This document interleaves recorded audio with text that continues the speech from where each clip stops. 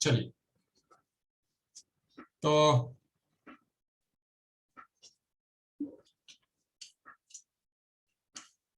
दिशा academy में आप सभी का स्वागत है।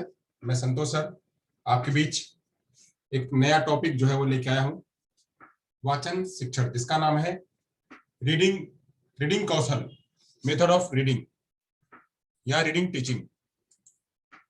रीडिंग टीचिंग कैसे कराई जाए, रीडिंग टीचिंग कैसे कराई जाए, इसके बारे में रीडिंग का टीचिंग कराने के लिए जो शिक्षण विधियां हैं वो उसके बारे में हमको जानना है। तो उससे पहले तो हम ये जानेंगे कि रीडिंग होती क्या है, रीडिंग क्या होती है और रीडिंग के कौन कौन से कंपोनेंट्स होते हैं और रीडिंग के लिए क्या क्या स्किल्स जरूरी है और रीडिंग को क्यों कराना जरूरी है, बच्चों में कैसे कराना है, उसके क्या फायदे हैं और साथ साथ में रीडिंग से क्या फायदा होगा, रीडिंग कराने के लिए कौन कौन से मेथड्स हैं, कौन कौन से प्रकार है रीडिंग के, ये सब कुछ हम जानेंगे।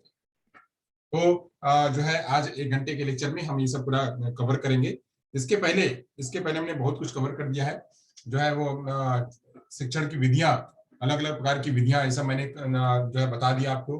ग्रामर की विधि क्या है वो बता दिया है, गद्य शिक्षण की विधि क्या है वो बता दिया है मैंने, पद्य शिक्षण की विधि क्या है वो बता दिया है, नाटक शिक्षण की विधि क्या है वो बता दिया है, साथ साथ में रचना शिक्षण की विधि क्या है वो बता दिया है। इन सब की चर्चा हो चुकी है। अब आज टीचिंग मेथड का जो अगला लास्ट सेशन है वह है क्या, पठन या वाचन की विधियां, पठन या वाचन की विधियां जो है उसके बारे में हम जानेंगे आज। तो चलिए ज्यादा समय ना गवाते हुए सीधे मुद्दे की बात करते हैं। अब वाचन कौशल क्या है उसके बारे में जानेंगे कि वाचन कौशल क्या है। आप सभी लोग ध्यान से सुनिएगा, समझिएगा और बोर्ड वर्क पर बिल्कुल जो है वो अटेंशन करे रहिएगा, क्योंकि ये बोर्ड वर्क पे ही चल रहा है। चलिए, और जहां नहीं समझ में आएगा वहां जो है अपना हमें चैट बॉक्स में हमें लिखते जाइएगा कि हमको ये नहीं आ रहा समझ में। चलिए, तो बात करते हैं वाचन कौशल। वाचन कौशल का मतलब क्या होता है कि रीडिंग, वाचन कौशल, सबसे पहले बात करेंगे वाचन कौशल। वाचन कौशल का मतलब होता है क्या, वाचन कौशल मतलब होता है रीडिंग स्किल।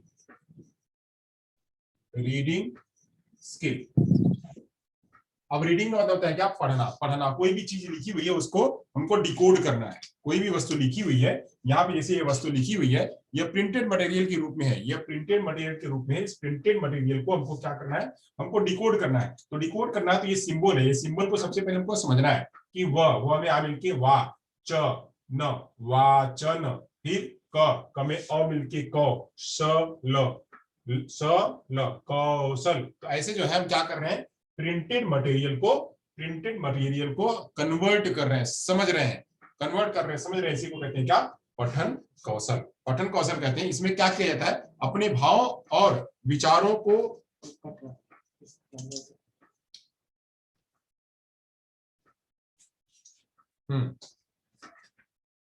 अपने भावों और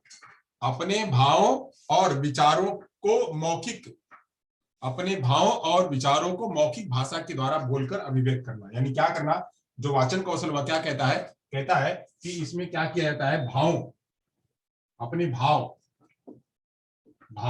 और विचारों को क्या करते हैं हम, भाव और विचारों को मौखिक रूप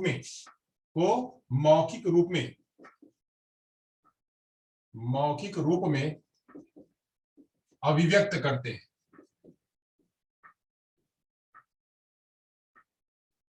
मौखिक रूप में अभिव्यक्त करना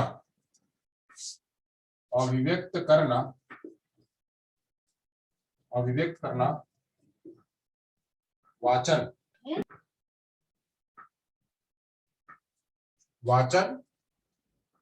अथवा पठन कौशल है। वाचन अथवा पठन कौशल है। अब हम इसी को जब आगे चलते हैं ना तो रीड करते हैं, लाउड रीडिंग, और जो है वो हम इसी को जब आगे चलते हैं ना तो एक बार हम लाउड रीडिंग भी करते हैं। तो लाउड रीडिंग को सस्वर वाचन कहते हैं। वाचन ही कर रहे हैं बट सस्वर वाचन बोल करके कर रहे हैं।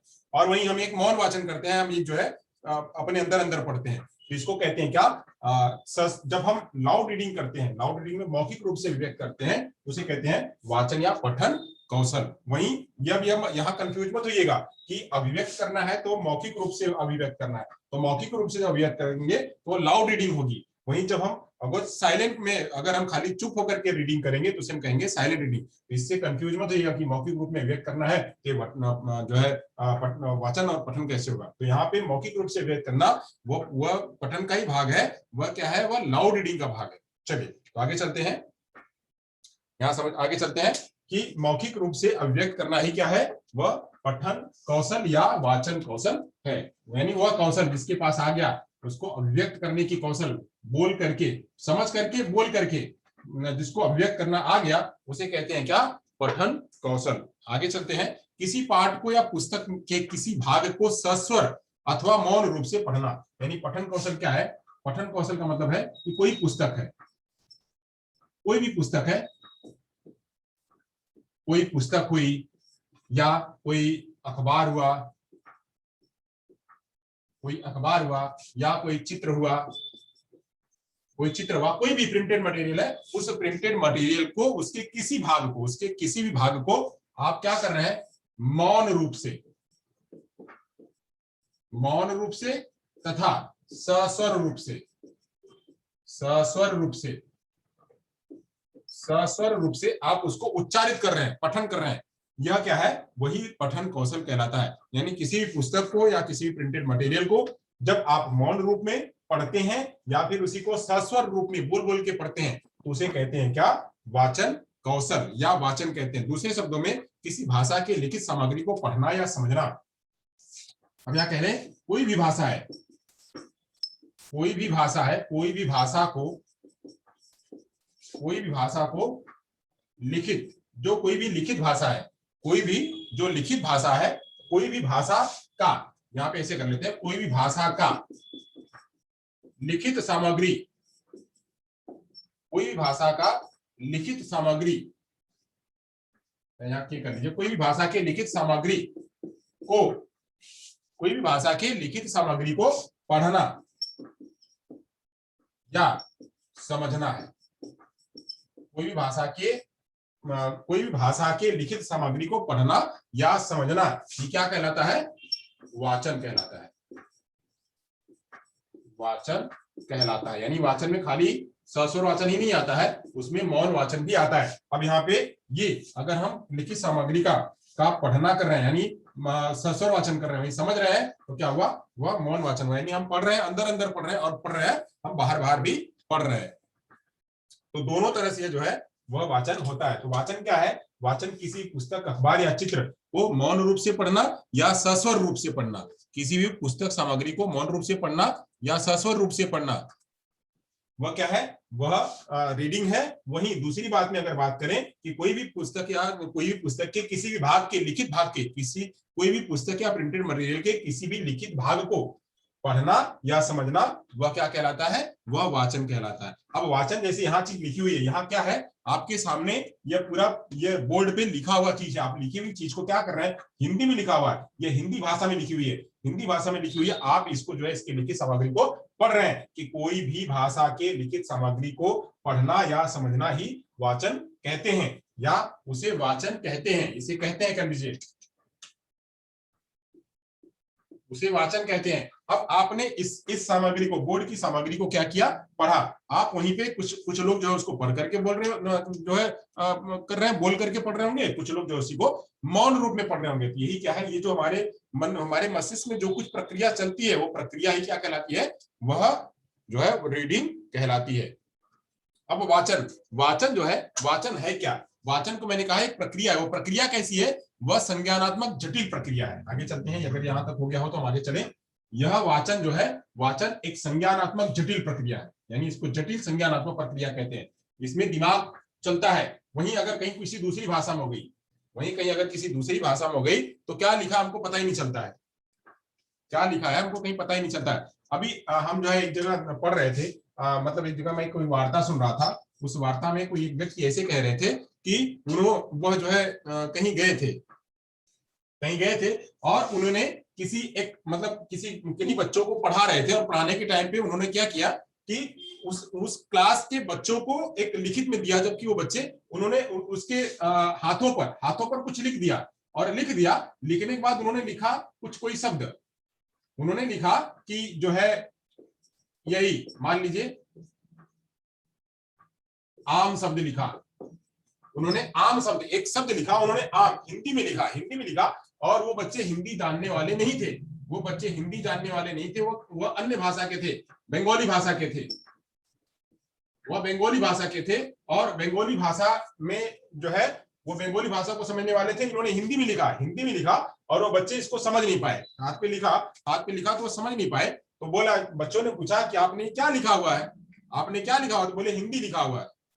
अब हिंदी में क्या लिखा हुआ है, तो हिंदी में क्या लिखा हुआ, तो बच्चों को समझ में नहीं आया कि हिंदी में क्या लिखा हुआ, क्योंकि इस प्रिंटेड मटेरियल को बच्चे समझ नहीं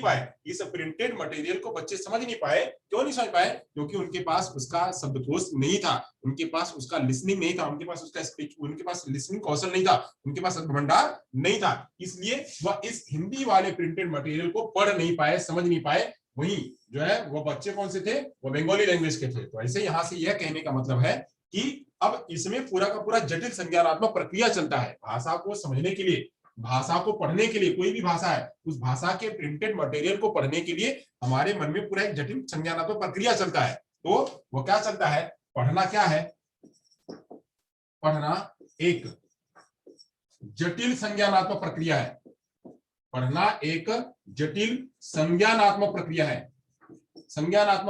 अब ये हम संज्ञानात्मक प्रक्रिया क्यों कह रहे हैं, क्योंकि यहाँ पे मस्तिष्क शब्दों का स्कीमा बना रहा है, यानी उन शब्दों को, यह प उसके मस्तिष्क में बना हुआ है कि इसको प कहते हैं, या ढ भी मस्तिष्क में बना हुआ है, इसको ढ कहते हैं, न, इन सभी को उसके मस्तिष्क में एक छाप बन गई है, इसीलिए उसको कह रहा है पढ़ना एक जटिल संज्ञानात्मक प्रक्रिया है।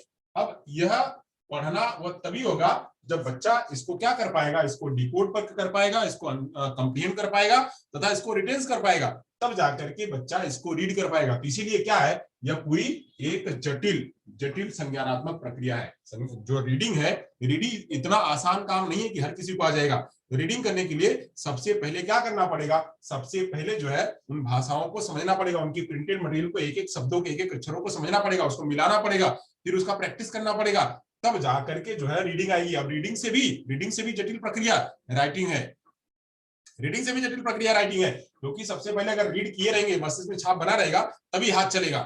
तो ऐसे ही एक बात आती है, क्या आता है, LSRW, जो हम आगे पढ़ाएंगे आपको, LSRW। L मतलब क्या, लिसनिंग, S मतलब क्या, स्पीकिंग, R मतलब क्या, रीडिंग, W मतलब क्या, राइटिंग। तो सबसे पहले लिसनिंग आएंगे, फिर स्पीकिंग आएगा, रीडिंग आएगी, तब राइटिंग आएगा। यानी अभी तो रीडिंग ही इतनी जटिल प्रक्रिया है, तो राइटिंग कितनी जटिल प्रक्रिया होगी।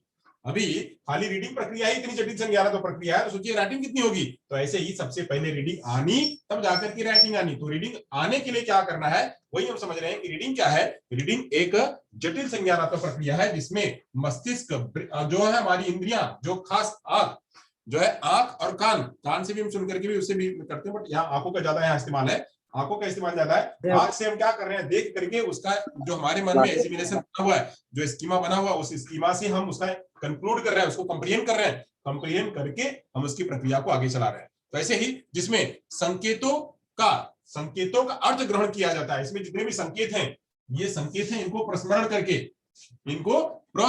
करके ये जो संकेत है, या प, या ढ, या ना, इसको मिला करके इसको क्या करते हैं, इसको जो है अर्थ ग्रहण इसका करते हैं,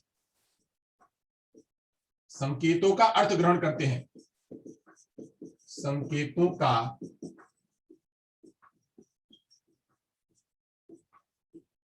कैसे संकेतों का अर्थ ग्रहण करते हैं। तो पढ़ना एक जटिल प्रक्रिया है, और इसी पढ़ने से हम क्या करते हैं, संकेतों का अर्थ ग्रहण करते हैं। उसमें जितने भी संकेत हैं, उन सारे संकेतों का अर्थ ग्रहण करते हैं। जैसे हमने कह दिया, यह क्या लिखा हुआ है और यह क्या लिखा हुआ है, ये दो अलग अलग संकेत हैं, अलग अलग दो संकेत। अगर किसी को दिख रहा हो तो जरा मुझे माइक ऑन करके बोले, ये दोनों क्या लिख रहे हैं, यह क्या है और यह क्या है। माइक ऑन करके बोले कि यह क्या है और यह क्या है। स्टार और है, स्टार और है, ये वाला स्टार है, नहीं ये है जैसे, और ये वाला हैश है। राइट वाला है सर, लेफ्ट वाला स्टार। अच्छा, तो ये वाला क्या है? ये वाला स्टार, ये वाला क्या है? स्टार है। स्टार है, वेरी गुड। हाँ, ये वाला स्टार है, ये वाला है से। आप यहाँ क्या कर रहे हो? आप सिंबल्स को, आप बड़े हो, आप लोग बड़े हो, तो आप जो है सिंबल्स को क्या कर पा रहे हो? पढ़ पा रहे हो कि ये स्टार है और ये है से। वैसे ही जो ये संकेत है, ऐसे ही स एक प्रकार का संकेत है, क एक प्रकार का संकेत है, त एक प्रकार का संकेत है। इन संकेतों को मिला करके, अक्षरों को मिला करके शब्द बने, शब्दों को मिला करके वाक्य बना। यही पूरा उन वाक्यों को पढ़ने की कला, उनको मिला करके पढ़ने की कला, उनको बोलने की कला जब आ गई, तो वही कला कहलाई क्या? वही कला कहलाई, वह संज्ञानात्मक, वह जो है वो रीडिंग कहलाई। और रीडिंग क्या है? एक प्रकार की जटिल संज्ञानात्मक प्रक्रिया है। इस प्रक्रिया में कोई कितना सफल है, यानी अब यह संकेत उसको कितना पढ़ने आता है, इन संकेतों को पढ़ने कितना आता है बच्चे को या कोई व्यक्ति को, पर उसको जानने के लिए, पठन को जानने के लिए, पठन को यानी पठन कौशल को जानने के लिए, यानी उसको असेस करने के लिए, जानने के लिए हमें जो है उसका रीडिंग कॉम्प्रिहेंशन चेक करना पड़ता है। उसका क्या करना पड़ता है? रीडिंग कॉम्प्रिहेंशन चेक करना पड़ता है। उसका रीडिंग कॉम्प्रिहेंशन चेक करना पड़ता है।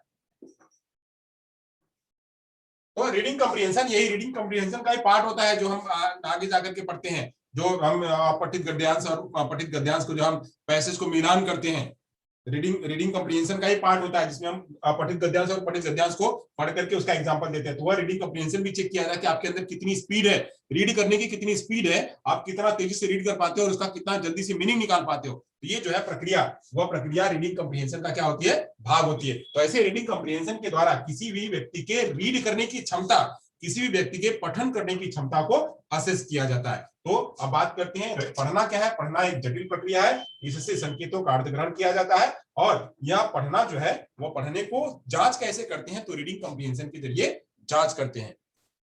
आगे चलते हैं। अभी 2-3 दिन पहले मैंने रीडिंग का एक वीडियो जो है, मैंने छोटा सा वीडियो अपलोड किया हुआ है रीडिंग के बारे में। बहुत छोटा सा है, रीडिंग का मतलब मैंने उसमें समझाया हुआ, बट वापस इसमें से एक बार और चर्चा हो जा रही है, क्योंकि कुछ लोग देखे होंगे, कुछ लोग नहीं देखे, कुछ लोग समझे होंगे, कुछ लोग नहीं समझे होंगे। मैं फिर भी वापस से बता देता हूं। अब रीडिंग है, रीडिंग के कुछ घटक होते हैं, उन्हीं घटकों के द्वारा रीडिंग होती है। यानी रीडिंग के कुछ कंपोनेंट्स होते हैं, उन कंपोनेंट्स के आधार पर रीडिंग होती है। तो रीडिंग के कंपोनेंट्स क्या है? रीडिंग के घटक यानी पठन के घटक क्या है? रीडिंग के घटक क्या है? तो घटक जो है उसके 3 है। घटक 3 है, 3 घटक है। पहला है डिकोडिंग करना, डिकोडिंग जिसको कहते हैं रूपांतरित करना। जैसे मैंने कहा एक बच्चा जो है, अब हम कह रहे हैं कि ये कितना लिखा है और ये कितना लिखा है। चलिए पढ़िए जरा, तो कितना लिखा है? ये मिलाकर कितना लिखा है? 36 है। कितना लिखा है? 36 36 लिखा हुआ है। हाँ, 36 लिखा हुआ है। अब 36 लिखा हुआ है। अब हम इसी को, अगर ये इसी बारे में समझ में नहीं आया बच्चे को, अब यहाँ पे लिख दिया, अब दोनों एक जैसा दिख रहा है। अब क्या लिखा हुआ है? अब क्या लिखा हुआ है? 63 दिख दोनों जैसा एक जैसे दिख रहा है। अगर कोई नहीं जानता है इसको पढ़ना, तो क्या होगा? वो कंफ्यूज होगा, इसको पढ़ नहीं पाएगा। तो ऐसे ही कुछ समस्याएं जो है इस शब्दों को, ये जो लेटर लिखे हुए, ये जो सिंबल्स है, ये सिंबल ही है। इस सिंबल को डिकोड करना बच्चों को नहीं आता। पहली प्रक्रिया ही डिकोड करने की होती है। पहली प्रक्रिया ही देख करके, हम यहाँ से देख करके उसको डिकोड करते हैं, तो डिकोड करने की प्रक्रिया ही नहीं हो पाती है, तो आगे की प्रक्रिया नहीं समझ पाती है। तो पहली प्रक्रिया है, इसका कंपोनेंट पहला है कि डिकोड करना। सिंबल्स को पहले देखना, देख करके मस्तिष्क तक लेके आना कि ये कह रहा है। अब उसी को करना। दूसरी प्रक्रिया में कह रहा है कि इसको समझना कि क्या वाकई में 36 है या 63 है या क्या है। इसको कहते हैं कंप्रीहेंशन करना।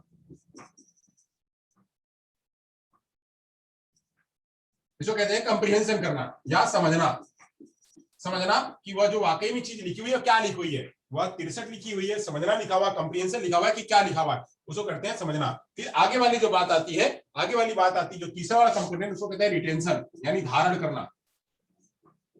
रिटेंशन, धारण करना, ग्रहण करना, उसको ले आए मस्तिष्क में लेके जाना कि ये 63 ही लिखा हुआ, किसी ने समझा दिया, अभी जितनी भी बोर्ड पे लिखी जा रही बातें, इसको आप क्या कर रहे हो, देख करके डिकोड कर रहे हो, कंप्रीहेंड कर रहे हो और मस्तिष्क में धारण कर रहे हो। तो धारण कर रहे हो, इस धारण करने की प्रक्रिया भी जो है यह रीडिंग का एक पार्ट होती है। तो रीडिंग में क्या पार्ट होता है कि डिकोड करना, दूसरा पार्ट होता है कंप्रीहेंशन करना और तीसरा पार्ट होता है रिटेंशन करना। चलिए यहां तक अगर समझ में आ गया हो तो इसके आगे चलते हैं, इसके भी एक भाग है, उसको चलते हैं, इसको जूम करके चलते हैं एक एक चीज को। अब जो है डिकोडिंग की बात करते हैं, तो डिकोडिंग जो है वो डिकोडिंग के लिए दो चीजें जिम्मेदार होते हैं। डिकोडिंग के लिए दो चीजें जिम्मेदार होती हैं। पहला होता है आइडेंटिफिकेशन स्किल।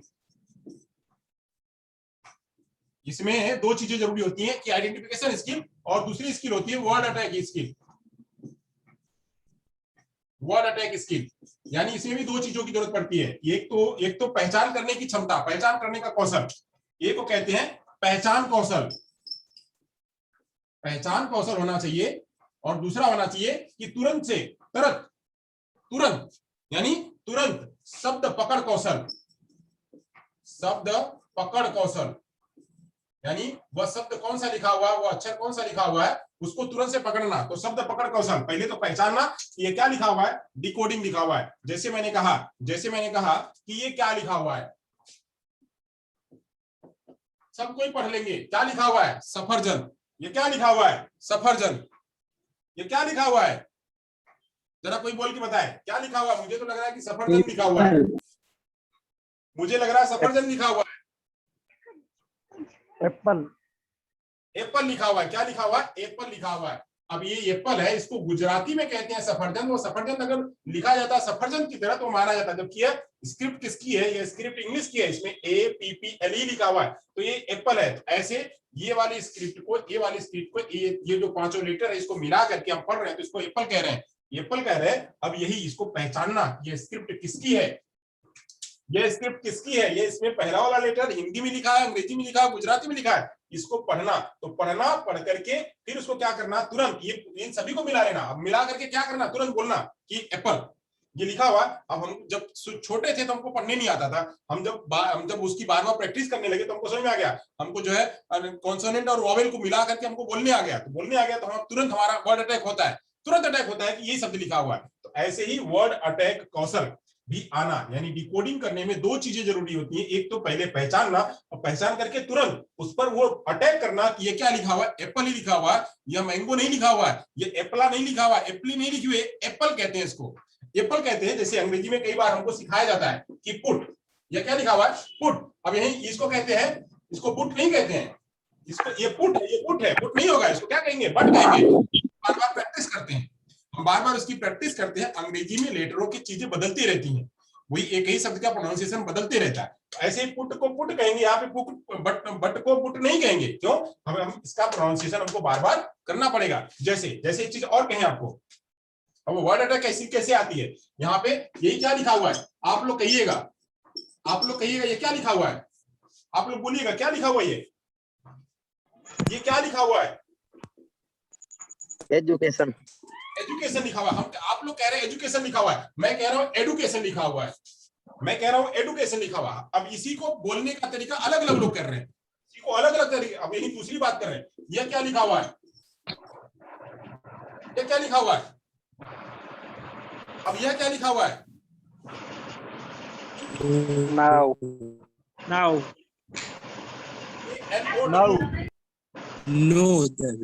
नो, उसको नो बोलते हैं। अब नो तो हमने ये पढ़ा हुआ है, नो तो हमने ये पढ़ा हुआ है। अब ये भी नो है और ये भी नो, कैसे भाई दोनों नो हो गए। एक नो में तो हमको बताया गया था कि नो होता है, वो नो हो गया। अब ये KNOW ये भी नो हो गया, कैसे हो गया भाई।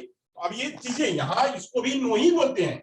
अब ये जो है इसको भी नो ही बोलते हैं, इसको भी नो ही बोलते हैं। इसमें के जो है वो साइलेंट है और यहाँ पे कोई है ही नहीं, ये वैसे ही है। तो ऐसे इन सारी बातों को अटैक करना कि क्या है ये, हाँ, इन सारों को अटैक करना कि क्या लिखा हुआ है वह भी हमारे अंदर आना चाहिए, तब जाकर के हम क्या करते हैं, रीडिंग कर पाते हैं। ऐसे ही जो है ये रीडिंग कौशल कराने के लिए वर्ड अटैक जरूरी है, साथ में आइडेंटिफिकेशन जरूरी है और दूसरी प्रैक्टिस जरूरी है। आगे चलते हैं कंप्रीहेंशन करने के लिए। कंप्रीहेंशन करना मतलब क्या होता है? कंप्रीहेंशन करना होता है कि जिनको इन बातों पे महारत हासिल हो गई है, जिनको इसमें महारत हासिल हो गई है, पहला तो क्या कि ये डिकोडिंग में महारत हासिल कर लेना, डिकोडिंग में महारत हासिल कर लेना, यानी डिकोडिंग करने आ जाना।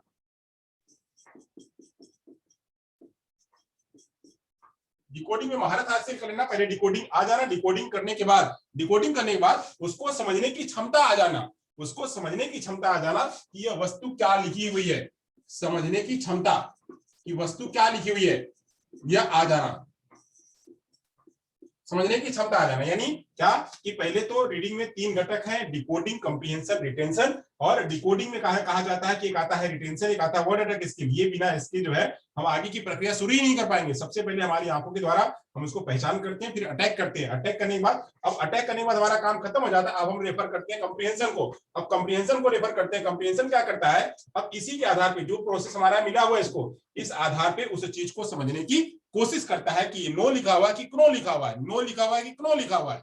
अब क्नो को क्नो नहीं कहेंगे, उसको नो कहेंगे। तो ये चीजों को समझने का काम जो है वो कंप्रीहेंशन करता है। वही आगे बात करते हैं। कंप्रीहेंशन करने के बाद वह कहता है कि भाई अभी इसको हमें यहीं रखना है या यहां से उड़ा देना है, हमको यहीं रखना है, यहां से उड़ा देना है, या यहां से हमको यहां लेके आना है।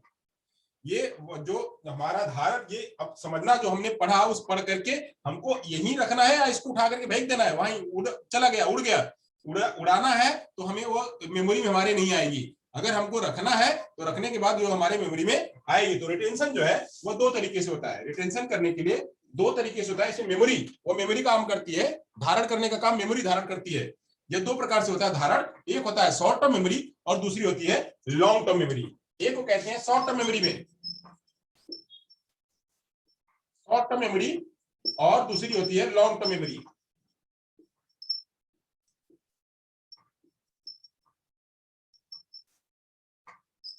एक शॉर्ट टर्म मेमोरी के रूप में होती है और दूसरी लॉन्ग टर्म मेमोरी के रूप में होती है। यानी यही जो रीडिंग के घटक है, रीडिंग के घटक में 3 घटक मैंने कहा, डिकोडिंग, कंप्रीहेंशन, रिटेंशन। हमने पहले वाले घटक में कहा कि आइडेंटिफिकेशन करना है, वर्ड अटैक करना है। दूसरे वाले में कहा कि डिकोडिंग में महारत हासिल करनी, फिर समझना है। अब समझ करके उसको हमको स्टोर करना है, धारण करना है। धारण करना है तो धारण करने के लिए हम 2 तरीकों से करते हैं। अगर उसी पे हमारी प्रैक्टिस है बराबर, अगर हमारी प्रैक्टिस बराबर है, हमने उसको देखा, देख करके उसको हमने प्रैक्टिस कर लिया, तो वह शॉर्ट टर्म से लॉन्ग टर्म मेमोरी में पहुंच जाता है। अगर खाली हमने देखा, सुना, सुन करके बस वही हमने छोड़ दिया, उसमें कोई प्रैक्टिस नहीं करी, तो वह क्या होगा, वो हमारे शॉर्ट टर्म मेमोरी में से ही वो कुछ समय के बाद, 1 दिन के बाद, 2 दिन के बाद वहां से वो डिलीट हो जाएगा, वो वहां से फिर नहीं आएगा। तो ऐसे हमें धारण करने के लिए 2 तरीके से धारण कराना पड़ता है। एक है शॉर्ट टर्म मेमोरी और दूसरा है लॉन्ग टर्म मेमोरी। अब शॉर्ट टर्म मेमोरी और लॉन्ग टर्म मेमोरी को हम साइकोलॉजी में और बेहतर तरीके से पढ़ेंगे कि यह रिटेंशन होता कैसे है और किस रूपों में कैसे जो है वह शॉर्ट टर्म मेमोरी में रहता है, कैसे लॉन्ग टर्म मेमोरी में रहता है। हम जब आगे चल करके साइकोलॉजी का जो हमारा एजुकेशन साइकोलॉजी का जब मेमोरी वाला पार्ट आएगा तो हम इसको पढ़ेंगे। अभी तो हम खाली रीडिंग की बात कर रहे हैं। रीडिंग में जो है वो डिकोडिंग, कंप्रीहेंशन और रिटेंशन का पार्ट ही जो है हमको देखने को मिलता है। चलिए यहां तक हो गया, तो आगे चलते हैं। अगर आपने स्नैप ले लिया हो तो हम आगे चलते हैं। अब बात करते हैं रीडिंग कौशल की कुछ परिभाषाएं हैं, परिभाषाओं को देख लेते हैं, फिर आगे चलते हैं। हो गया? चलिए, ओके, चलिए तो आगे चलते हैं। हो गया है तो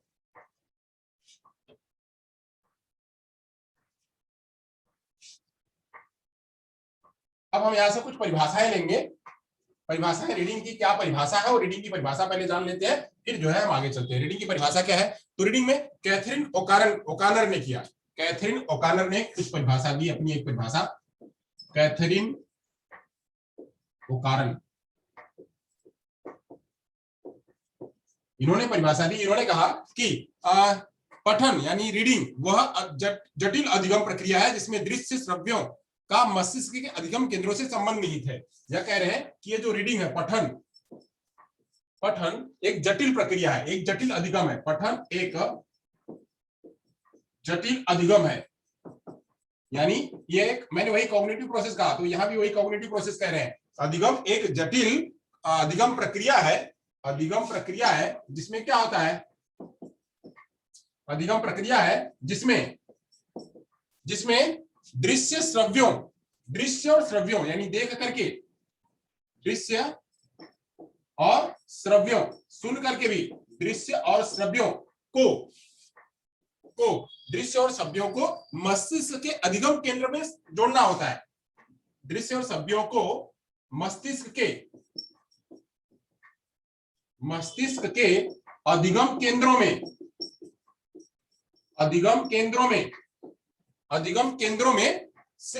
केंद्रों से संबंध जोड़ना होता है। अब इसी को थोड़ा सा हम डिफाइन करेंगे। संबंध जोड़ना होता है। मैंने बताया हुआ था, मैंने पहले या दूसरे दिन के लेक्चर मैंने बताया हुआ था कि जो है मस्तिष्क में दो भाग होते हैं, लेफ्ट हेमिस्फीयर और राइट हेमिस्फीयर। अब मस्तिष्क में जो है लोब होते हैं, frontal lobe, temporal lobe, occipital lobe, parietal lobe, ऐसे लोब होते हैं। अब इन लोबों में जो लोब है अलग अलग, देखने वाला काम जो है अलग तरीके में होता है, जो सुनने वाला काम है वो टेम्पोरल लोब होता है। ऐसे यह लोब में जाकर के जो कुछ भी देखा जाएगा और जो कुछ भी सुना जाएगा वो देख करके, सुन करके डिकोड करके फिर कंप्रीहेंशन करने के लिए मस्तिष्क भेजा जाएगा। मस्तिष्क क्या करेगा, लोब के साथ में, दोनों के साथ में संबंध जोड़ेगा, यानी संबंध जोड़ने के बाद अगर उसको समझ में आया, अगर वो बात उसको समझ में आ गई, उसने डिकोड कर लिया, समझ लिया, तो उसको शॉर्ट टर्म मेमोरी में या लॉन्ग टर्म मेमोरी में, मतलब उसको शॉर्ट टर्म मेमोरी में थोड़ी देर रखेगा और उसको जब वो और कंक्लूड कर लेगा तो लॉन्ग टर्म मेमोरी में भेज देगा। अगर वह कंक्लूड नहीं कर पाया तो उसके शॉर्ट टर्म मेमोरी से ही वह चला जाएगा, बाहर निकल जाएगा, फिर वो हमारे मस्तिष्क में रहेगा नहीं, हम भूल जाते हैं उसको।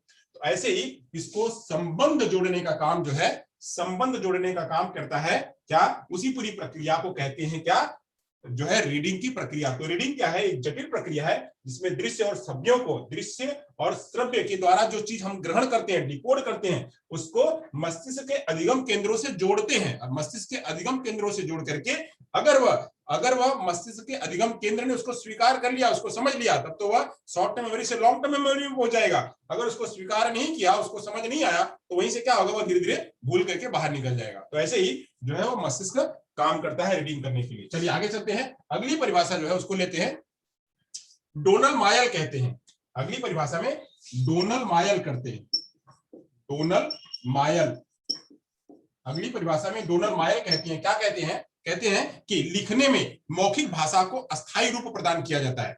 लिखने में मौखिक भाषा को अस्थायी रूप, यानी लिखने के मौखिक भाषा को अस्थायी रूप प्रदान किया, वाचन इसका उल्टा होता है।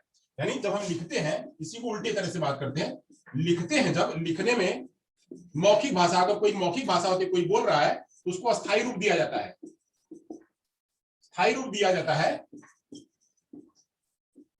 जबकि पढ़ने में इसी का उल्टा होता है, पढ़ने में इसी का उल्टा होता है। अब उल्टा होता है का मतलब क्या, कि जब लिखते हैं तो मौखिक भाषा को स्थायी रूप देते हैं, यानी किसी ने बोला हम उसको लिख रहे हैं, किसी ने बोला हम उसको लिख रहे हैं, किसी ने बोला हम उसको लिख रहे हैं, तो हम उसको स्थायी रूप दे रहे हैं, उसको प्रिंटेड मटेरियल में रख दिया, वो स्थायी हो गया। वहीं जबकि बोलने में क्या है, बोलने में अस्थायी नहीं होता है। हमने जितना बोला, हमने जितना उच्चारण किया, वो उड़ता गया, वो जो उसका ठीक क्या है, वह उसका उल्टा है, उल्टा भाग। तो ये जो है वह गोयल और मायल कहते हैं कि लिखने का सीधा अपोजिट क्या है, वह पढ़ना है। चलिए यहां तक अगर आपको परिभाषा हो गई, समझ में आ गया, तो अब हम पठन का जो है कुछ महत्व समझ लेते हैं, पठन कौशल के कुछ महत्व समझ लेते हैं। अगर आपका यू हो गया तो हम आगे चले। महत्व क्या है, महत्व को समझ लेते हैं, पठन के महत्व।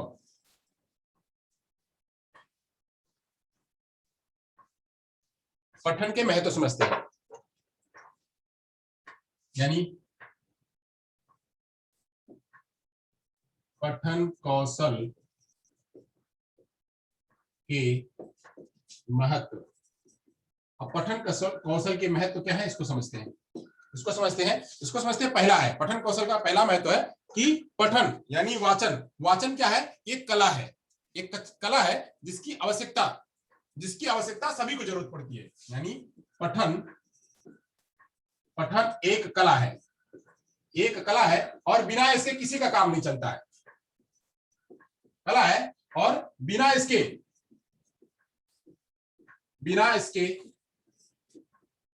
किसी का काम नहीं चलता है, मतलब क्या, ऊंच हो नीच हो, चाहे कोई भी हो, छोटा हो बड़ा हो, अमीर हो गरीब हो, हर किसी को इसकी जरूरत पड़ती है, किसी का काम नहीं चलता है। यानी यह सबके लिए जरूरी है। पठन क्या है, वह सबके लिए जरूरी है, कोई भी हो, सब किसी के लिए पठन जरूरी है।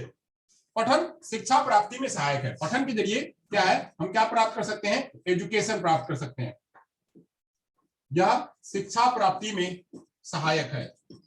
इससे हम शिक्षा प्राप्त कर सकते हैं। कैसे? जितना हमारे पास रीडिंग है, जितना हमारे पास लैंग्वेज की रीडिंग है, हम चाहे हिंदी की लैंग्वेज हो, चाहे अंग्रेजी की लैंग्वेज हो, चाहे गुजराती की लैंग्वेज हो, चाहे तमिल हो, तेलुगु हो, मराठी हो, साइन लैंग्वेज हो, कोई भी हो, उस लैंग्वेज को जितना हमको पढ़ने आता है उतना ही हम जो है शिक्षा में आगे जा पाएंगे। वह खाली पुस्तक का ही ज्ञान नहीं, पुस्तक के अलावा भी सारी बातों का ज्ञान हम ले पाएंगे। वाचन कौशल ज्ञानोपार्जन का साधक है। यानी जो पठन है, पठन जो है, पठन ज्ञान को लेने का, ज्ञानोपार्जन,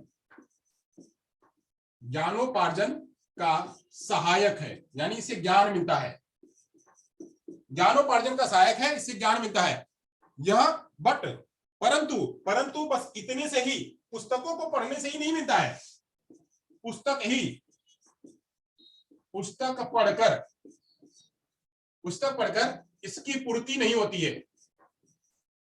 पुस्तक पढ़कर इसकी पूर्ति नहीं होती है। तो क्या होती है, तो क्या करना पड़ता है, इसके लिए संदर्भ पुस्तकों को भी पढ़ना जरूरी होता है। संदर्भ पुस्तकों को भी पढ़ना जरूरी पड़ता है। यानी अगर पुस्तकों में ज्ञान का वर्धन करना है, ज्ञानार्जन, ज्ञानोपार्जन करना है, ज्ञान का वर्धन करना है, तो ज्ञान का वर्धन करने के लिए पाठ्य पुस्तकों के अलावा पाठ्य पुस्तकों के जो संदर्भ पुस्तकें हैं, संदर्भ पुस्तकों को भी पढ़ना जरूरी होता है।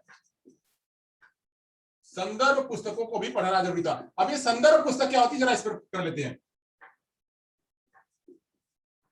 अब ये संदर्भ पुस्तकें क्या होती है, इसको पढ़ लेते हैं। संदर्भ पुस्तकें मतलब क्या कि सपोज करिए कि हम कह रहे हैं कि एक बात, एक चीज जो है, एक वस्तु दी हुई है।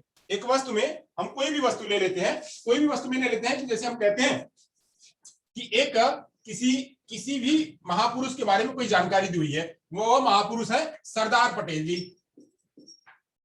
सरदार पटेल, अब सरदार पटेल जी के बारे में हमको पढ़ना है, उनके बारे में अध्ययन करना है, सरदार पटेल जी के बारे में। अब सरदार पटेल जी के बारे में जो हमारी पुस्तक दी हुई है, जो हमारी पुस्तक है, हम चाहे जिस स्टैंडर्ड में पढ़ते हो, फर्स्ट स्टैंडर्ड में, सेकंड स्टैंडर्ड में, थर्ड स्टैंडर्ड में, फोर्थ स्टैंडर्ड में, जहां हम पढ़ा रहे हो किसी को, हम अगर पढ़ा भी रहे हो फोर्थ स्टैंडर्ड को, फिफ्थ स्टैंडर्ड को, 10th स्टैंडर्ड को, 12th स्टैंडर्ड को, या फिर ग्रेजुएट बच्चों को पढ़ा रहे हैं, तो पढ़ाने में हम जो पुस्तक का इस्तेमाल कर रहे हैं, जिस पुस्तक को पढ़ा रहे हैं,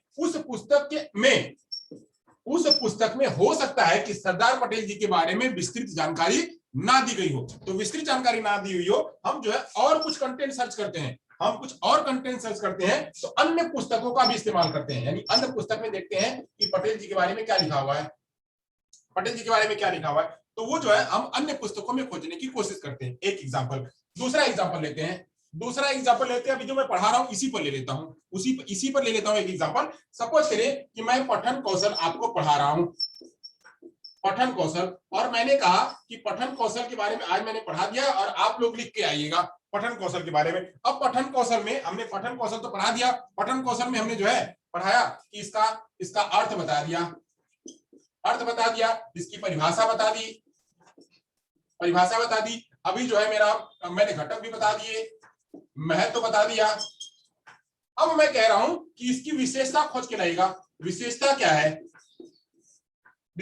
विशेषता आपको खोज के लाना है। इसके जो प्रकार हैं, प्रकार आपको खोज के लाना है। अब प्रकार में भी अलग अलग प्रकार के, एक प्रकार है कहीं लिखा हुआ है, वो प्रकार जो इस पुस्तक में है उसमें नहीं दिया हुआ है। यानी इसके कई सारे प्रकार हैं, और इस प्रकार का जो वर्णन है वो इस पुस्तक में, जिस पुस्तक में आप पढ़ रहे हो उसमें नहीं दिया हुआ है। फिर आप क्या करोगे, उसको पढ़ने के लिए अलग जगह पे जाओगे। यानी ये सारी बातें, विशेषता उस पुस्तक में नहीं मिली, प्रकार थोड़ा मिल गया और वो प्रकार नहीं मिला, तो आप क्या कर रहे हो, अलग पुस्तकों का आप पढ़ रहे हो कि उस पुस्तक में हो सकता है दिया हो। तो वो पुस्तक क्या है, वही पुस्तक आपको अन्य पुस्तक या संदर्भ पुस्तक के रूप में जानी जाती है। यानी ज्ञान को बढ़ाने के लिए, ज्ञान को प्राप्त करने के लिए एक पुस्तक में ही सारा ज्ञान नहीं होता, उसके अलग अलग भागों को पढ़ना पड़ता है। उस ज्ञान की वृद्धि कराने के लिए वो सारी क्या होती है, वह संदर्भ पुस्तक कहलाती है, वो रेफरेंस बुक्स कहलाती है।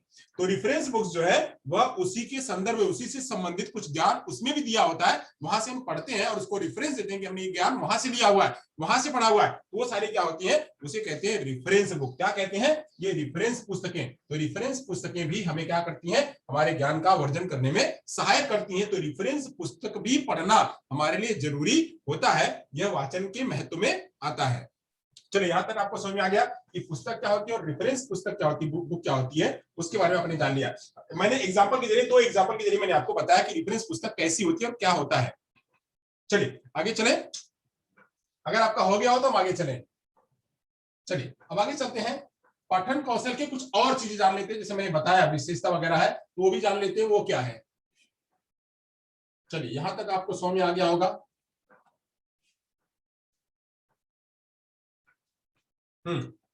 आगे चलते हैं, पठन कौशल के उद्देश्य समझते हैं, यानी वाचन कौशल का उद्देश्य क्या है। वाचन कौशल के उद्देश्य मैंने आपको पहले ही बताया कि यह वाचन कौशल क्या है, एक प्रकार का लिटरेसी स्किल है, एक प्रकार का लिटरेसी स्किल है जो LSRW का एक भाग है, LSRW का एक भाग है, यानी ये वाला भाग हम चला रहे हैं, ये लिटरेसी स्किल का एक भाग है, एक भाग है आर का चर्चा जो हम यहाँ पे चला रहे हैं, रीडिंग की चर्चा हम यहाँ चला रहे हैं। चलिए क्या क्या है, इसके उद्देश्य क्या है उसके बारे में जानते हैं। उद्देश्य नंबर 1 है, पहला उद्देश्य क्या है इसका, कि ध्वनियों का उचित ज्ञान करवाना, जो शब्द ध्वनियां है, शब्द ध्वनियों का उचित ज्ञान करवाना, उचित ज्ञान करवाना कि वो शब्द ध्वनियां क्या हैं। जैसे मैंने कहा कि पी, तो पी ये बी, ये सी, ये डी, तो पी सी डी ई, ये सब का ज्ञान करवाना, वो ध्वनियां कैसी हैं, कैसे बोली जाती हैं। या पी है, इसको हिंदी में प बोलते हैं, डी है हिंदी में ब बोलते हैं, सी है हिंदी में स या क बोलते हैं, डी को द बोलते हैं। ऐसे ही अलग अलग ध्वनियों को अंग्रेजी में कैसे उच्चारित करते हैं और उसी को हिंदी में कैसे उच्चारित करते हैं, उसी को गुजराती में कैसे उच्चारित करते हैं, उसी को मराठी में कैसे उच्चारित करते हैं, इन सारी बातों का ज्ञान करवाना रीडिंग के माध्यम से। तो रीडिंग का उद्देश्य यही है कि ध्वनियों के बारे में उचित ज्ञान करवाना, और क्या करवाना, उच्चारण का अभ्यास करवाना, शब्द उच्चारण का, शब्द ध्वनियों के उच्चारण का ज्ञान करवाना, शब्द उच्चारण का ज्ञान करवाना, और क्या करवाना, और जो है स्वर के उचित उतार चढ़ाव का ज्ञान करवाना, स्वर के उचित आरोह अवरोह का ज्ञान करवाना, यानी उसको कैसे कैसे बोलना है, आरोह अवरोह उतार चढ़ाव में, सुप्रा सेगमेंटल में कैसे बोलना है, वह जो है उसका ज्ञान करवाना। विराम चिन्हों का ज्ञान करवाना, विराम चिन्हों का ज्ञान करवाना कि कैसे बोलेंगे, फुल स्टॉप कहां आएगा, कैसे बोलेंगे कॉमा आएगा, कैसे बोलेंगे कि हाइफन आएगा, ये सब चीजों का ज्ञान करवाना। विराम चिन्ह, अर्ध विराम चिन्हों का ज्ञान करवाना। वाचन मुद्रा का उचित प्रयोग करना कि कैसे पढ़ना है, वाचन मुद्रा कैसी होनी चाहिए, वाचन मुद्रा का प्रयोग करवाना, वाचन मुद्रा का प्रयोग करवाना। शुद्ध उच्चारण हेतु अर्थबोध प्रणाली का उपयोग करना, यानी शुद्ध बच्चा बोले, शुद्ध उच्चारण हेतु अर्थबोध प्रणाली का प्रयोग करना, अर्थबोध प्रणाली का प्रयोग करना, ये हो गया। आगे चलते हैं, वाचन से पठित अंश का भाव ग्रहण करना, यानी वाचन करते करते जो पठित गद्य है उसको, उसका भाव समझना, ये भी क्या होता है, इसका कौशल उद्देश्य, जो पठन के उद्देश्य हैं, ये पठन के उद्देश्य में आते हैं। यानी क्या है, ध्वनि का उच्चारण, ध्वनि का उचित ज्ञान करवाना, उसके उच्चारण का भी ज्ञान करवाना, स्वर के उचित आरोह अवरोह का ज्ञान करवाना। आरोह अवरोह मतलब क्या, कि मैं जो यहाँ पे उतार चढ़ाव के रूप में कह रहा हूँ, विराम चिन्हों का ज्ञान करवाना, मुद्रा, वाचन मुद्रा का प्रयोग करवाना, मैं कैसे बोल रहा हूं ऐसे ही जो है वहां बोलना है, ऐसे ही जो हम पढ़ेंगे तो उसमें वही बोलते जाना है। शुद्ध उच्चारण हेतु अर्थबोध प्रणाली का प्रयोग करना, जैसे मैंने यहाँ कॉमा दे दिया, शुद्ध उच्चारण हेतु अर्थबोध प्रणाली का प्रयोग करना। वाचन करते करते, यहाँ पे देखिए मैं बोल रहा हूँ वाचन करते करते, तो यहाँ पे पता चल रहा है कि यहाँ पे करते करते 2 बार है, यहाँ पे डैश आएगा। वाचन करते करते पठित गद्य का भाव समझना, पठित गद्य का भाव समझना, ये सब चीजों को पठन कौशल के माध्यम से बच्चे को बताना, ये भी पठन कौशल का क्या होता है, भाग होता है। चलिए आगे चलते हैं। अब मैंने कहा था विशेषता आपको नहीं मिलेगी तो विशेषता के लिए दूसरी पुस्तक पर जाना पड़ेगा, तो मैं विशेषता भी ले रहा हूं। मुझे भी दूसरी पुस्तक से विशेषता मिल गई थी, तो मैं आपको विशेषता समझाता हूं। विशेषता, अब जो है विशेषता क्या है, इसके जो पठन कौशल की विशेषता क्या है उसके बारे में जानते हैं। चलिए, पठन कौशल की विशेषता, पठन या वाचन, वाचन कौशल की विशेषता। अब विशेषता क्या है, यानी क्यों ये जो है जरूरी है, तो जरूरी है क्यों, प्रत्येक अक्षर को शुद्ध तथा स्पष्ट उच्चारित करना। क्या है विशेषता इसकी, कि यह क्या करवाती है, यह करवाती है सभी अक्षरों को शुद्ध रूप में उच्चारित करवाती है, शुद्ध रूप में उच्चारित करवाती है। यह इसकी विशेषता है। पठन जो है वह सभी अक्षरों को शुद्ध रूप में उच्चारित करवा देती है। जैसे क्या, पुट, जैसे मैंने कहा पुट, तो यहाँ पे हो गया बुट, पुट नहीं, पुट बुट नहीं, पुट बट। यहाँ पे मैंने कहा नो, तो यहाँ पे मैंने कहा नो, यह नो है, यह नो है, तो यह अलग अलग, तो यह नो है, तो यह क्या हो गया, नॉलेज, नॉलेज। तो ऐसे ही अंग्रेजी में थोड़े बदलते हैं, हिंदी में तो लगभग सेम ही रहते हैं, अंग्रेजी में जो है बदलते रहते हैं, तो अंग्रेजी के खास उच्चारणों में सही करवाना, ये बातें करवाना। जैसे जैसे अक्सर, अक्सर जो है यहाँ पे कहीं कहीं भूल होती है, हिंदी में भी भूल होती है, हिंदी में भूल होती है, कहाँ होती है, तो जैसे जैसे मैं कह रहा कि यह क्या है, यह क्या लिखा हुआ है, प्रकाश, क्या लिखा हुआ है, प्रकाश लिखा हुआ है। अब वही, अब इसी को, अब यहाँ यह क्या लिखा हुआ है, पृथक, यह लिखा हुआ पृथक, तो कुछ लोग यहाँ इसको तो प्रकाश कहेंगे, इसको प्रकाश सही कह लेंगे, बट इसको भी पृथक कहेंगे। इसको क्या कहेंगे, इसको पृथक ना कह करके इसको पृथक कहेंगे, जो कि क्या होगा, गलत होगा।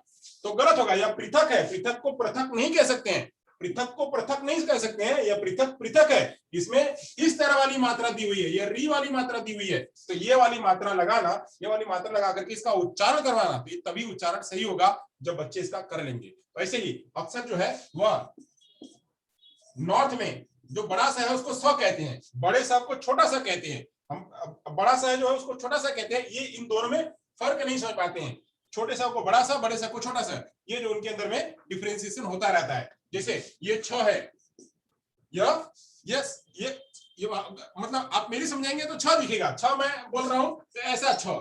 अब ये जो कि ये क्या है, ये छतरी वाला छ है, सत्री, मतलब उसको के एस एच आ रहा है यहाँ पे, के एस एच स। अब यहाँ पे मैं इसको छ कह रहा हूं, छ ये है, ये छ नहीं है, तो ऐसे ये भी इसका उच्चारण जो है वह करवाना। तो कभी कभी अलग अलग जगहों पे उनके कुछ न कुछ भाषा के दोष होते हैं, उच्चारण के दोष होते हैं, उन उच्चारण के दोष की वजह से वह उच्चारण दोष बच्चों में आ जाते हैं, वह उच्चारण दोष बच्चों में आ जाते हैं, और वहां पे शिक्षक भी वही उच्चारित करते हैं। शिक्षक क्यों उच्चारित करते हैं, क्योंकि वही तो, वो भी तो वहीं से पढ़ के आए हुए, उसी देश काल से पढ़ के आए हुए, तो देश काल का असर उनके उस उच्चारण पर भी पड़ता है। तो ये रीडिंग क्या है, उन उसको शुद्ध करने का काम करती है। वाचन में सुंदरता के प्रभाव को बनाए रखना, इसका और एक कारक होता है कि वाचन शुद्ध रूप से हो, वाचन में सुंदरता के प्रवाह को बनाए रखना, के प्रवाह को बनाए रखना, यह भी जो है यह रीडिंग की विशेषता है। और क्या है, मधुरता, और क्या, मधुरता, मधुरता, प्रभावोत्पादक,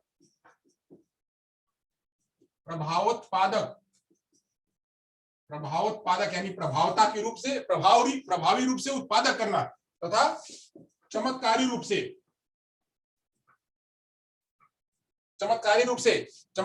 से आरोह अवरोह में व्यक्त करना,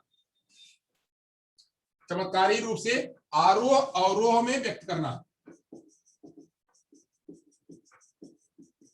यह क्या है, यह जो है रीडिंग के महत्व है। आगे, प्रत्येक शब्द को अन्य शब्दों से अलग उच्चारण करना, यानी सभी शब्दों को अलग अलग बोलना, प्रत्येक शब्द को अलग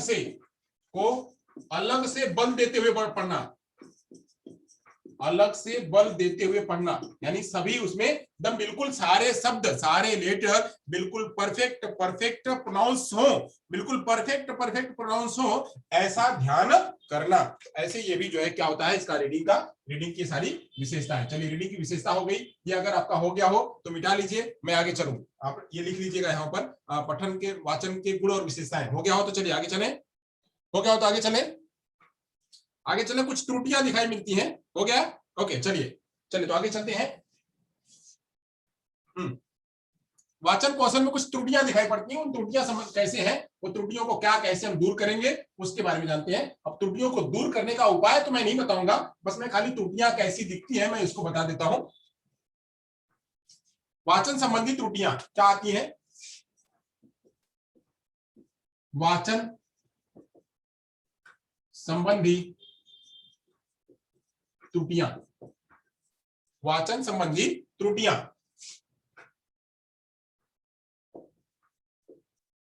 ओके चलिए, वाचन संबंधी त्रुटियां क्या है तो त्रुटियों के बारे में जान लेते हैं। जैसे अटक अटक कर पढ़ना, पढ़ रहे हैं अटक अटक कर, एक कोई व्यक्ति कोई बच्चा पढ़ रहा है तो अटक अटक कर पढ़ रहा है, अभी उसकी प्रैक्टिस नहीं है इसलिए अटक अटक कर पढ़ रहा है। जैसे हम अंग्रेजी पढ़ते हैं, हम अंग्रेजी पढ़ते हैं या हम गुजराती पढ़ते हैं तो अटक अटक कर पढ़ते हैं। क्यों पढ़ते हैं? क्योंकि हमारी फ्लुएंसी कहाँ है, हमारी हिंदी में फ्लुएंसी है, हमारी अंग्रेजी में हमारी जो है गुजराती में उतनी फ्लुएंसी नहीं है, तो हम क्या करते हैं उस भाषा को अटक अटक कर पढ़ते हैं। और उसमें भी जिन्होंने, जैसे अब हमें है तो हमें तो इंग्लिश बराबर आती है, तो अब इंग्लिश में अटक अटक नहीं पढ़ेंगे, गुजराती में पढ़ने आ गई है तो गुजराती में अटक अटक नहीं पढ़ेंगे। वहीं अगर दूसरी भाषा आपको मराठी कोई पढ़ने के लिए कह दिया या कोई अन्य भाषा कोई पढ़ने के लिए कह दिया तो हम उसमें क्या होगा, हम अटक अटक कर पढ़ेंगे। तो अटक अटक कर पढ़ने की जो त्रुटि है उसको भी दूर करना, अटक अटक कर पढ़ना ये एक प्रकार की त्रुटि है, बच्चों में दिखाई पड़ती है। और क्या, वाचन के समय अनुचित मुद्रा, पुस्तकों को आंखों के सन्निकट या दूर रखना, अनुचित मुद्रा। पठन के समय अनुचित मुद्रा रखना, अनुचित मुद्रा मतलब क्या कि पुस्तक है और पुस्तक को बिल्कुल पास में रख लिया, अब पुस्तक है बिल्कुल पास में रख करके ऐसे पढ़ेंगे, ऐसे पढ़ेंगे तो आपके सिर में क्या होगा, दर्द होने लगेगा, बिल्कुल पास में रख करके पढ़ेंगे तो। इसलिए पुस्तक को थोड़ी दूरी पर, एटलीस्ट 2 फीट की दूरी पर रख करके पढ़े, ताकि जो है आपका आई और जो कोऑर्डिनेशन बना रहे और आपकी आंखों पर उसके प्रेशर ना आए। तो ये जो है वो ध्यान रखना। तो पठन के समय अनुचित मुद्रा भी, ये भी क्या है, एक प्रकार की त्रुटियां हैं। और क्या, अशुद्ध उच्चारण, उच्चारण तो कर रहे हैं बट अशुद्ध कर रहे हैं, अशुद्ध उच्चारण कर रहे हैं तो अशुद्ध उच्चारण को भी क्या करना, दूर करना, यह भी दूर करने के लिए आता है। वाचन में गति का ना होना, वाचन जो कर रहा है वाचन की स्पीड नहीं है, पढ़ने की स्पीड नहीं है, वाचन की गति का ना होना, बहुत धीरे धीरे पढ़ रहा है, तो यह भी बच्चे के लेवल के आधार पे गति भी उतनी ही आनी चाहिए। तो गति आ रही कि नहीं, दृष्टि दोष से अक्षरों का ठीक से दिखाई न देना, यानी अगर किसी को दृष्टि दोष है, अगर किसी को दृष्टि दोष है तो दृष्टि दोष से अक्षरों को दिखाई न देना, अक्षरों का दिखाई न देना, यह भी क्या है, वह एक त्रुटियां दिखाई पड़ती हैं। अक्षरों या संयुक्त अक्षरों संबंधी त्रुटियां, कोई अक्षर है, अक्षर या संयुक्त अक्षर, कोई संयुक्त अक्षर है उसको पढ़ने में त्रुटि कर रहा हो, ऐसे इन सभी त्रुटियों को क्या करना, ये सारी त्रुटियां देखने को मिलती हैं, अब इन त्रुटियों को दूर करना। इन त्रुटियां तो दिख रही हैं, इन त्रुटियों को दूर करने के लिए क्या करना है, चलिए आइए त्रुटियों को दूर करने की बात करते हैं। आप ये अगर हो गया हो तो आप नोट कर लीजिए, आप अगर ये हो गया हो इसको स्नैप ले लीजिए, हम आगे चलते हैं। त्रुटियों को दूर करने के लिए उपाय बताते हैं आपको। अब इन त्रुटियों को दूर करने के उपाय बताते हैं, क्या उपाय हम यहाँ लिख देते हैं, चलिए उपाय हम यहाँ लिख देते हैं, तो ये त्रुटियां और उपाय दोनों एक ही बोर्ड पे आ जाए तो यहाँ आपको समझ में आएगा। चलिए यहाँ मैं लिख देता हूं उपाय।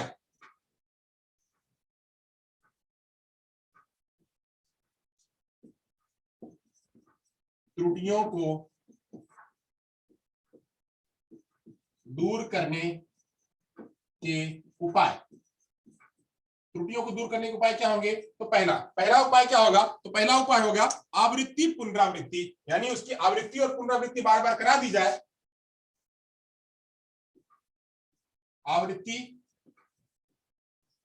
पुनरावृत्ति, यानी अब यही जहां जहां अटक अटक कर पढ़ रहा है, अगर उसकी बार बार प्रैक्टिस करवा दे तो अटक अटक कर पढ़ने की उसकी जो है वह जो चीज है वह क्या हो जाएगी, दूर हो जाएगी। वही क्या है, अस्पष्टता निवारण।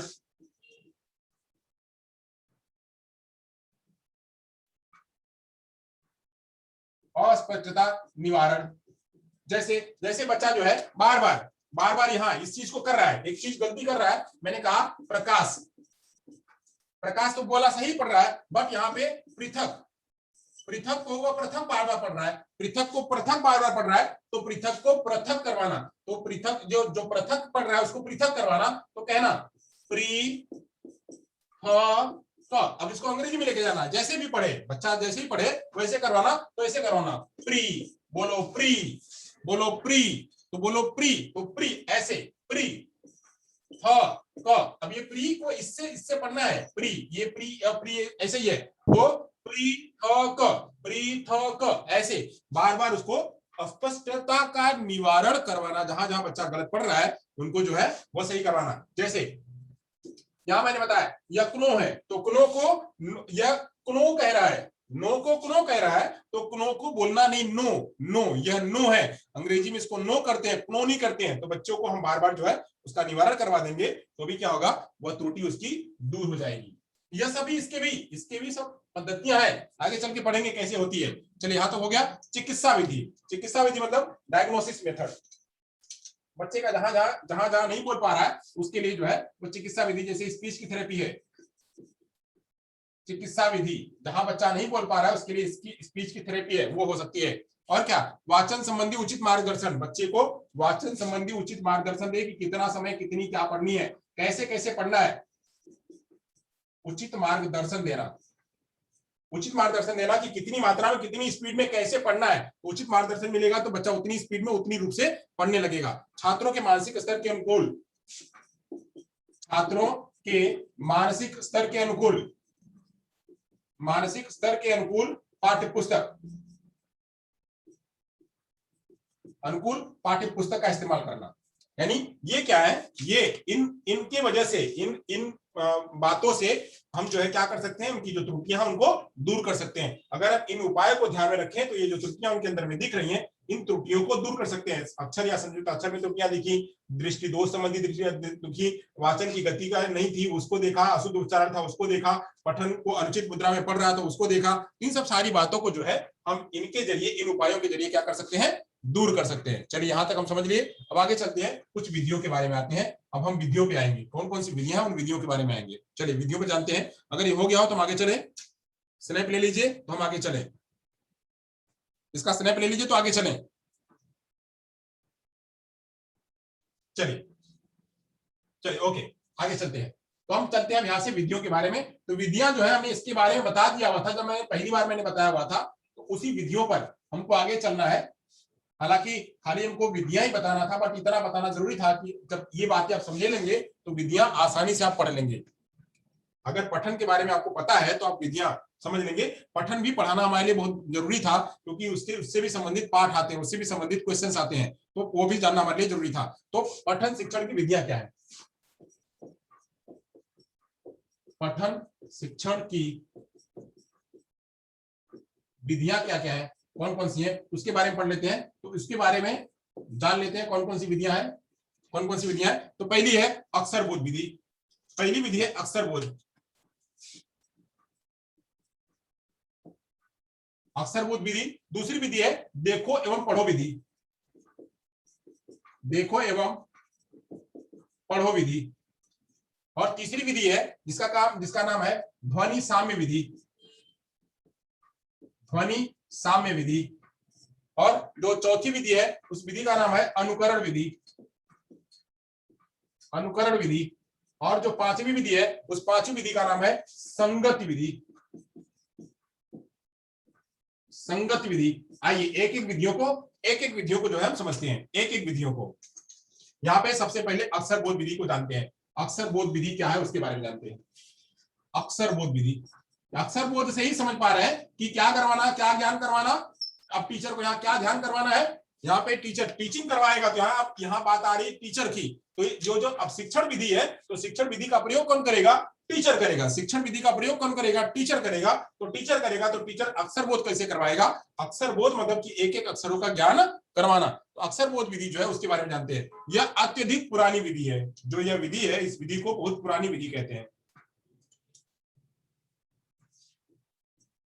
यह विधि पुरानी विधि है, यानी बहुत पुराने समय से चली आ रही है, पुरानी विधि है। इस विधि में होता क्या है? इस विधि में अध्यापक बालक को क्रमानुसार वर्णमाला अक्षरों की पहचान करा देता है। क्रमानुसार मतलब क्या? सबसे पहले A B C D E F क ख ग घ ङ, फिर अ आ ई उ, ये इनका ज्ञान करवा देता है, अक्षरों का ज्ञान करवा देता है। अब अक्षरों का ज्ञान करवाने पर ये ज्ञान हो गया, अक्षर ज्ञान करवा दिया, क्रमशः अक्षर ज्ञान करवा दिया। अब आगे चल के क्या करता है? इन्हीं अक्षरों को जोड़ने की बात करता है। चलो अक्षरों को जोड़ते हैं।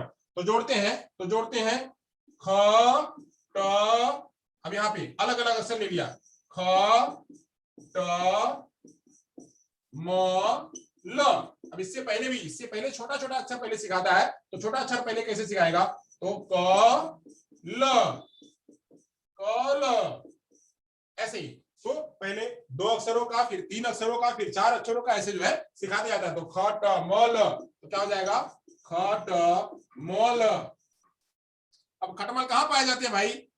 खटमल कहाँ पाए जाते हैं? खटमल कहाँ पाए जाते हैं भाइयों?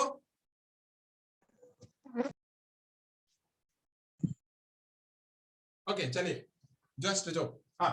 तो इस तरह से यह विधि क्या है? ऐसे बच्चों को अक्षरों का ज्ञान करवाने के लिए जो विधि होती है उसे कहते हैं अक्षर बोध विधि। यह छोटी बच्चों के लिए प्रयोग की जाती है, छोटी क्लास में प्रयोग की जाती है। यह सबसे पुरानी विधि है। यहाँ पे सबसे पहले अक्षरों का ज्ञान करवा करके फिर अक्षरों के जरिए शब्दों का ज्ञान करवाया जाता है। तो इसे कहते हैं अक्षर बोध विधि। चलिए यहाँ तक हो गया।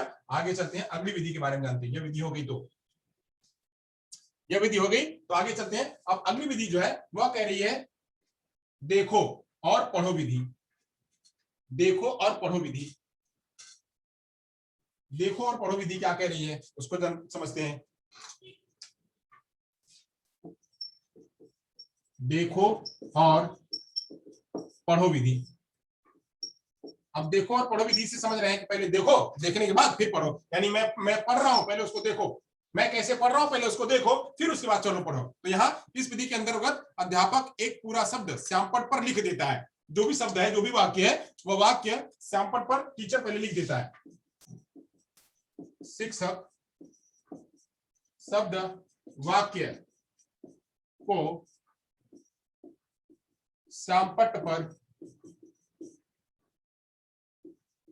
लिख देता है।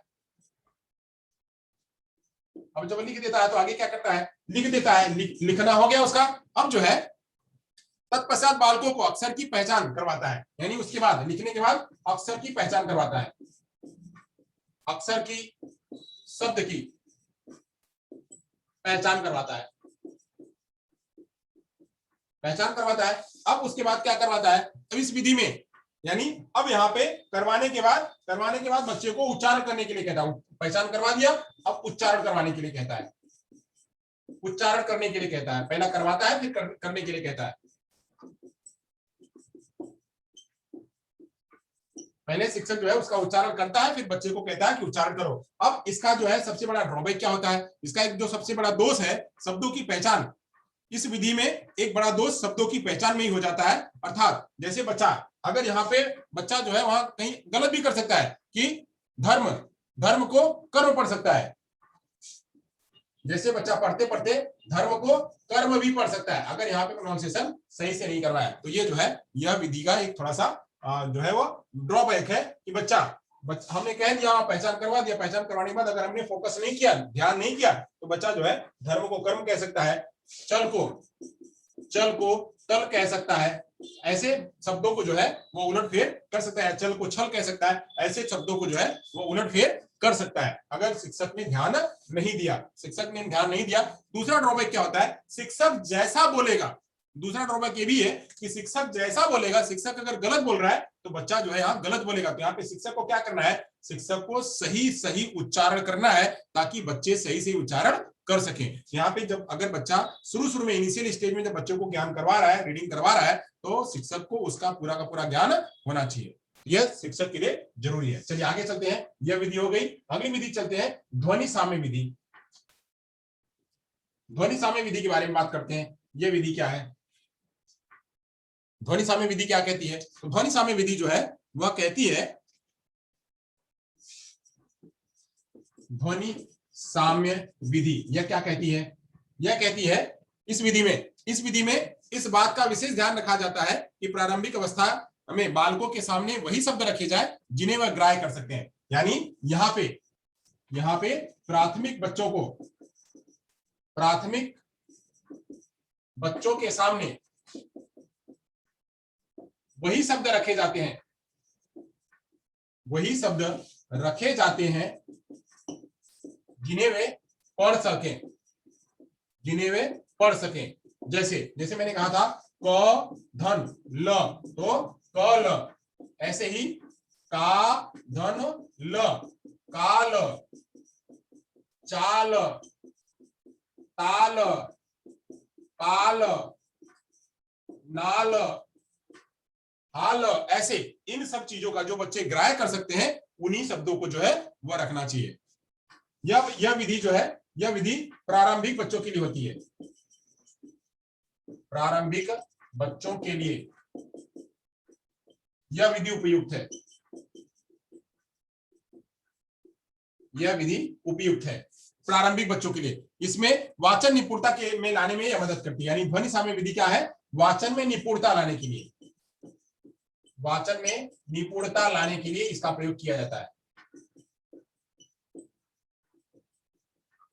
वाचन में निपुणता लाने के लिए इस विधि का प्रयोग किया जाता है। इससे जो है बराबर लगातार बच्चों को वाचन करवा करके बच्चे की जो वाचन स्किल्स, जहां बच्चा त्रुटि कर रहा था, उन त्रुटियों को क्या है इससे दूर करवा सकते हैं। चलिए अगर हो गया हो तो आगे चले अब अनुकरण विधि की बात करते हैं। अनुकरण विधि क्या है उसके बारे में चर्चा करते हैं। हो गया हो तो आगे चले, चलिए आगे चलते हैं। ये हो गया। अब अनुकरण विधि क्या है? अनुकरण विधि में अब यहाँ पे जैसे अनुकरण का मतलब पता चल रहा है, अनुकरण ही जो है वह नकल करना, बच्चा जो है वह नकल करते चलता है। यह विधि मॉन्टेसरी शिक्षा प्रणाली की नहीं, संगत की विधि है। अनुकरण विधि, इस विधि में अध्यापक एक एक शब्द का उच्चारण करता चलता है। अनुकरण विधि में क्या है? एक एक शब्द का जो है टीचर उच्चारण करता है। वैसे ही बच्चे भी उच्चारण करते हैं। एक एक शब्द का उच्चारण शिक्षक करता है। एक एक शब्द का उच्चारण शिक्षक करता है। फिर उसके बाद क्या होता है? फिर उन्हीं का नकल, उन्हीं का अनुकरण बच्चे करते हैं। पुस्तक में जो भी लिखा हुआ, जैसे आज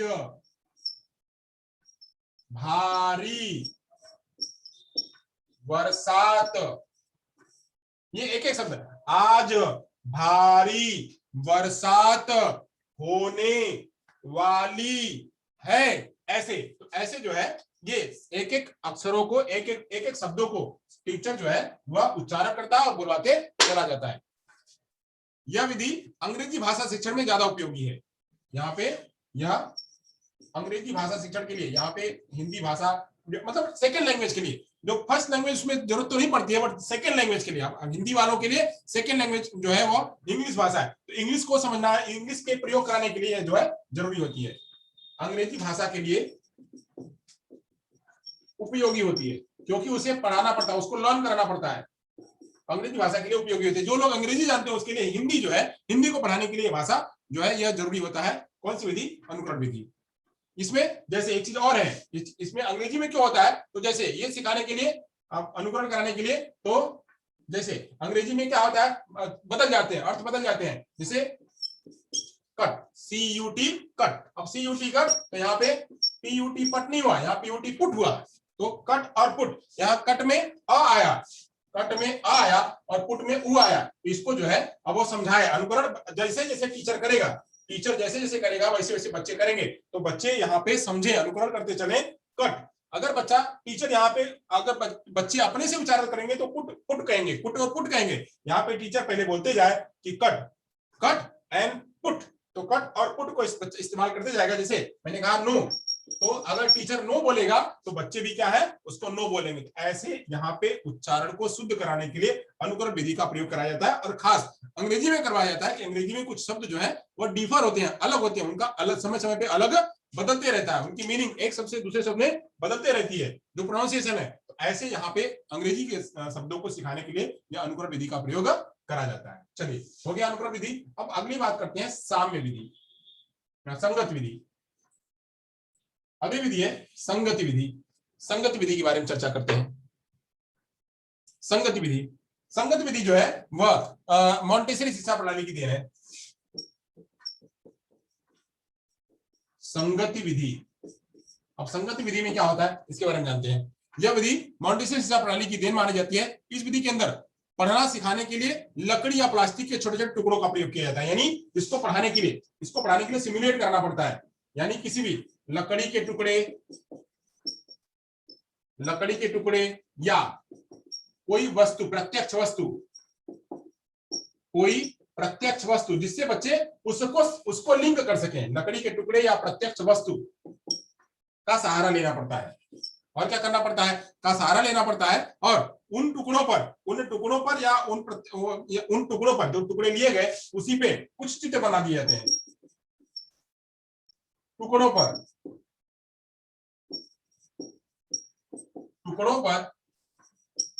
कुछ चित्र बना दिए जाते हैं, और उन चित्रों के जरिए चित्र बना दिए जाते हैं। अगर टुकड़े लिए तो, अगर प्रत्यक्ष वस्तु है तो फिर टुकड़े चित्र बनाने की जरूरत नहीं है। फिर उन चित्रों पर नाम लिख दिए जाते हैं, और उनका नाम का जो है फिर उच्चारण करवाते हैं। उसके बाद नाम का उच्चारण करवाते हैं, नाम का उच्चारण करते हैं। इससे जो है बच्चे चित्र जो है चित्र और चित्र के साथ में, चित्र तो समझते ही हैं, चित्र और उसके साथ उसका नाम, चित्र के साथ नाम भी उच्चारण करते हैं। इसीलिए इसे कहते हैं संगति। यानी चित्र के साथ में संगति किसकी करनी? नाम की। तो चित्र के साथ में संगति नाम की करनी, इसीलिए इसे कहते हैं क्या? संगति विधि। संगति विधि, यह विधि खेल खेल में शिक्षा सिद्धांत पर कार्य करती है। यानी बच्चों को क्या करना है? उच्चारण करवाना है। बच्चे को उच्चारण करवाना है, उद्देश्य है। बट कैसे उच्चारण करवाना है? परंतु खेल खेल में। तो यह है क्या? संगति विधि। तो आज मैंने आपके सामने क्या बताया? अक्षर बोध विधि बताया, देखो पढ़ो विधि बताया, ध्वनि साम्य विधि बताया, अनुकरण विधि बताया, और जो है यह संगत विधि बताया। अक्षर बोध में क्या? अक्षरों का ज्ञान करवाया जाता है। देखो पढ़ो में क्या होता है कि वह वस्तु को जो लिखी हुई है उसको देखने के लिए, फिर पढ़ने के लिए बात करी जाती है। ध्वनि साम्य में एक एक लेटर को जो है वहां पे सिखाया जाता है, बताया जाता है कि ये लेटर ऐसे हैं। फिर जो है अनुकरण विधि बताई जाती है। टीचर पहले उसको बोलता है, बोल करके उसका अनुकरण करवाता है। यहाँ पे अंग्रेजी में प्रयोग किया जाता है कि पुट और जो है मैंने पट का किया। संगत विधि में क्या होता है? एक चित्र पर जो है उसका नाम लिख दिया जाता है, और उसी के आधार पे उसी को कोरिलेट करके, एसोसिएट करके जो है वो हम यहाँ पे बताते हैं। इसी को एसोसिएशन विधि भी कहते हैं। चलिए, यहां तक हो गया। अगर यहां तक हो गया हो तो हम आगे चलें। अब तो है हम यहाँ से वाचन के प्रकार समझ लेते हैं। बस ऐसे ही वाचन के प्रकार हम जो है, आपको बहुत ज्यादा इसमें जरूरत नहीं है, पर खाली आपको बता देते हैं वाचन के प्रकार कितने होते हैं। वाचन के प्रकार खास तौर से जो है इस हिंदी में जो आते हैं वो सभी को बता देता हूँ। खाली हिंदी और में जो आते हैं उसको मैं ज्यादा जोड़ दूंगा। ये हो गया हो तो मैं आगे चलूं? अगर हो गया हो तो आगे चलूं? ओके, चलिए। अब रीडिंग के प्रकार।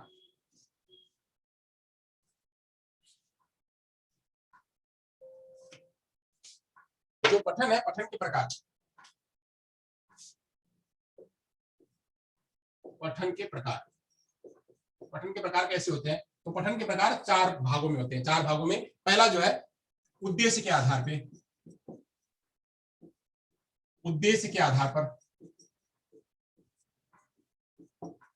दूसरा जो है वो सामग्री के आधार पर। और तीसरा जो है वह वह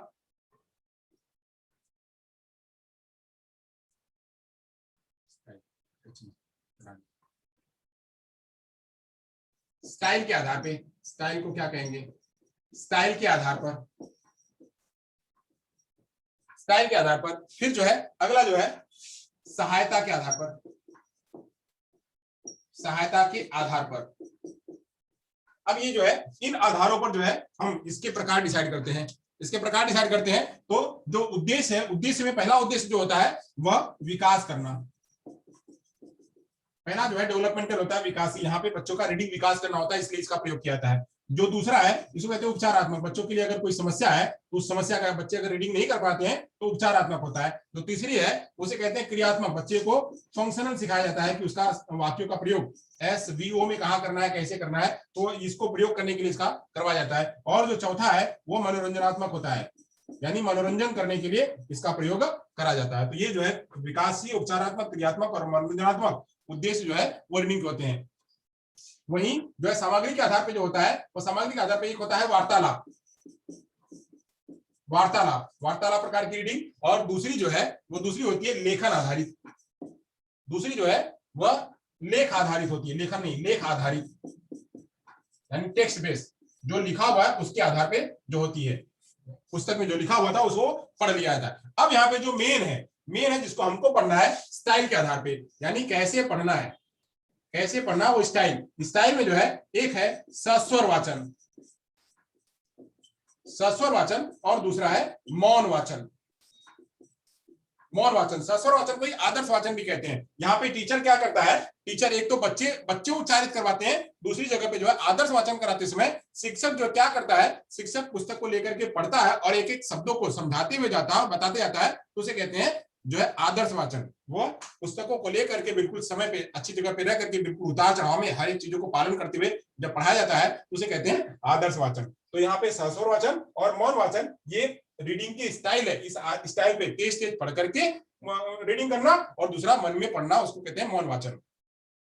वहीं सहायता के आधार पे जो है, सहायता के आधार पे एक को कहते हैं निर्देशित, यानी गाइडेड रीडिंग, निर्देशित रीडिंग, निर्देशित पठन, यानी गाइडेड रीडिंग। और दूसरी जो रीडिंग होती है उसे कहते हैं स्वतंत्र रीडिंग, बच्चा जो है यहाँ पे स्वतंत्र रूप में पढ़ता है। तो यह भी जो है रीडिंग के प्रकार हैं। तो यहाँ पे अलग अलग प्रकारों को जो है वो रीडिंग के दर्शाया गया है। इसका विस्तार रूप यहाँ पे बताने की जरूरत नहीं है, बस आपको इतना ही जानने की जरूरत थी कि रीडिंग के क्या क्या प्रकार हैं। इतना जो है विस्तार यहाँ पे समझ में जो है हमको बताना नहीं है। चलिए, तो ये अगर हो गया हो तो हम आगे चले, इसका स्नैप ले लीजिए आप लोग, तो हम आगे चले, आगे चले। हो गया तो आगे चले। जी सर। चलिए, अब यहां से रीडिंग का जो पार्ट है वो खत्म हो गया। अब यहां से आएगा, अब आपके कुछ क्वेश्चंस हैं, उन क्वेश्चंस को ले लेते हैं और फिर रीडिंग का जो पार्ट है वो खत्म हो जाता है। मैं इसलिए थोड़ा सा एक्स्ट्रा ले लिया हूं क्योंकि